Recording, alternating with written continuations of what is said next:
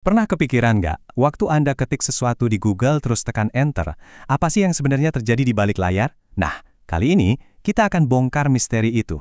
Kita akan coba bangun semacam otak digital kita sendiri, dari nol, buat ngelihat cara kerjanya. Kita semua pasti pernah ngalamin ini kan, tenggelam di lautan informasi.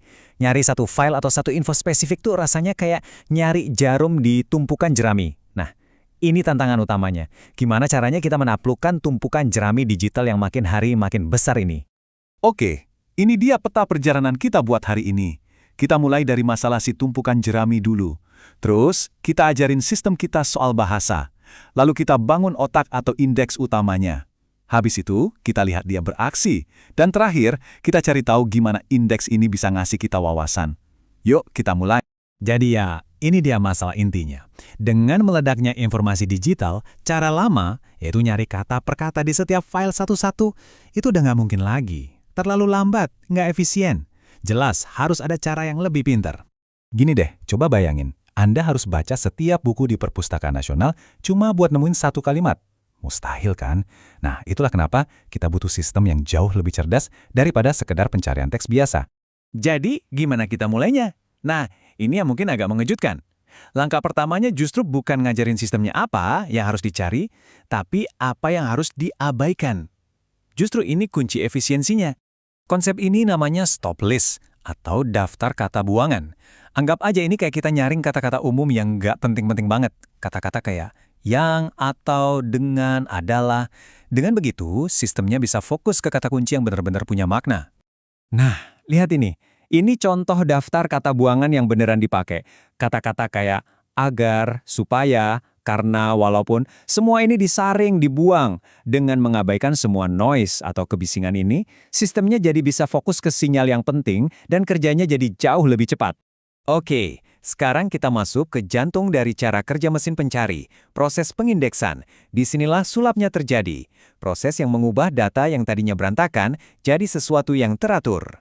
Prosesnya bisa kita bagi jadi 3 langkah simpel. Pertama, sistemnya ngumpulin semua dokumen. Kedua, dia mengurai teksnya, sambil ngebuang semua kata-kata yang nggak penting dari stop list tadi. Dan ketiga, yang paling krusial, dia membangun indeks utama. Ini otaknya operasi pencarian. Oke, jadi ini dia titik awalnya. Sekumpulan dokumen mentah. Teksnya padat, nggak terstruktur. Mencoba nyari sesuatu di sini itu rasanya kayak minum dari selang pemadam kebakaran. Lambat dan berantakan banget. Dan ini dia hasilnya setelah diindeks. Lihat deh bedanya. Teks yang tadinya acak-acakan, sekarang jadi daftar kata kunci yang bersih dan terorganisir. Semua sampahnya udah dibuang, tinggal inti informasinya aja. Ini benar-benar transformasi dari kekacauan jadi keteraturan. Cara paling gampang buat ngebayanginnya tuh pakai analogi ini. Daripada kita nyari ke seluruh isi buku, kita kan tinggal lihat ke bagian indeks di belakang buat nemuin kata kunci yang kita cari ada di halaman berapa. Nah, indeks digital ini kerjanya persis kayak gitu, tapi skalanya jauh lebih besar. Sekarang, kita lihat peta harta karunnya. Ini namanya Matrix Document Index. Gampangnya, ini tuh tabel yang ngasih tahu sistem kata apa, ada di dokumen mana, dan muncul berapa kali. Angka-angka inilah rahasia di balik kenapa hasil pencarian bisa relevan. Oke, otaknya udah kita bangun, sekarang waktunya kita uji coba. Yuk kita lihat gimana semua kerja keras ini terbayar waktu ada pengguna yang ngetik sesuatu di kotak pencarian. Sistem ini pakainya sesuatu yang disebut query boolean. Kedengarannya teknis banget ya, tapi intinya simpel kok. Ini cuma cara supaya pengguna bisa ngasih instruksi yang lebih spesifik ke mesin pencari. Misalnya, cari dokumen yang ada kata A dan kata B. Nah, ini dia 2 operator utamanya. Kalau kita pakai dan, itu artinya kita mempersempit pencarian, hasilnya harus mengandung kedua kata itu. Tapi kalau kita pakai atau, pencariannya jadi lebih luas, hasilnya bisa mengandung salah satu dari kata-kata itu. Ini ngasih kita, sebagai pengguna, kekuatan buat ngontrol pencarian. Dan ini buktinya, bukan cuma teori. Coba lihat hasil tes nyatanya. Pencarian sistem dan informasi menghasilkan 6 dokumen yang sangat relevan. Sementara itu, sistem atau informasi melebarkan jaringnya dan dapat 7 dokumen.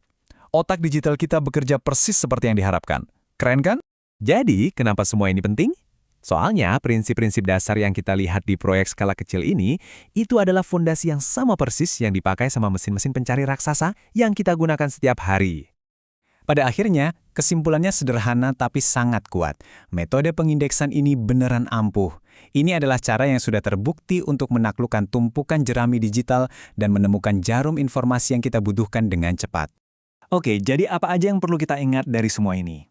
Pertama, mesin pencari itu nggak mencari di internet secara langsung. Mereka mencari di dalam indeks mereka sendiri.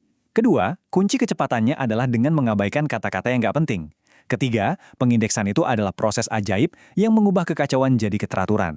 Dan yang terakhir, alat sederhana kayak dan atau itu ngasih kita kekuatan lebih. Sistem yang kita bangun hari ini jago banget buat mencocokkan kata kunci. Tapi ini justru memunculkan pertanyaan baru. Apa langkah selanjutnya?